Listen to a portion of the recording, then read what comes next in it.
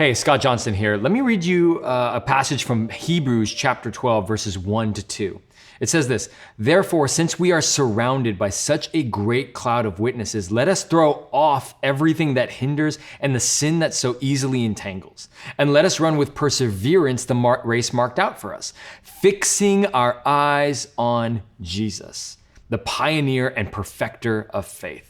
For the joy set before him, he endured the cross, scorning its shame, and sat down at the right hand of the throne of God." We could focus on a lot of things to unpack from those two verses alone, but there's one thing that I do want to bring our attention to, is that he calls us to focus our attention on Jesus. The author of Hebrews, to focus our attention on Jesus.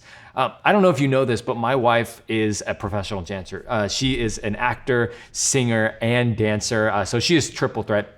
And she taught me to dance. Well, she tried to anyway. And I'm glad that she gave up on that, because she actually moved on to actually build an amazing performing arts academy at our Blue Oaks campus at Bayside. And it's been an incredible experience. But she told me about how her early students, what she would do with her beginning students, and how they would train to become really great dancers. You see, some of the best dancers in the world are dancers who have full mastery of their bodies and its movements and its balance. But at the beginning stages, what they do is they start out by when they look at a mirror, they bring their eyes to that mirror.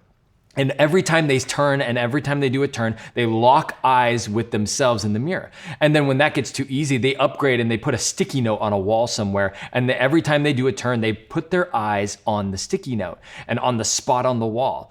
Well, eventually, when you become an advanced dancer, when you actually get to the point where you are a professional, it doesn't matter anymore. You see, the best dancers in the world, they can dance in a room that's pitch dark and yet still maintain their balance. Why? Because they know where their gaze is fixed. They don't need to be able to actually see the thing that they're supposed to be focusing on. They just need to know how to fix their gaze on the spot that keeps them balanced and steady. Let me ask you, where has your gaze been fixed? You see, in life, we experience a lot of turmoil and troubles, and it can really unbalance us. But what I love about the author of Hebrews is they remind us where to fix our gaze on Jesus. Why? Because he's the pioneer and perfecter of our faith. That when tough times come in our life, we look to him. That he is the one who brings steadiness. He is the one who brings joy and peace into our lives, and a firm foundation that we can build our lives on. So my encouragement to you this morning is simply this: fix your gaze on Jesus. Focus on him. And I believe this, that when you begin to focus on Jesus, when you begin to fix your gaze on him, not only will you begin to see who he really is, his goodness and his grace, but it will actually show you how God sees you, because he has his gaze fixed on you.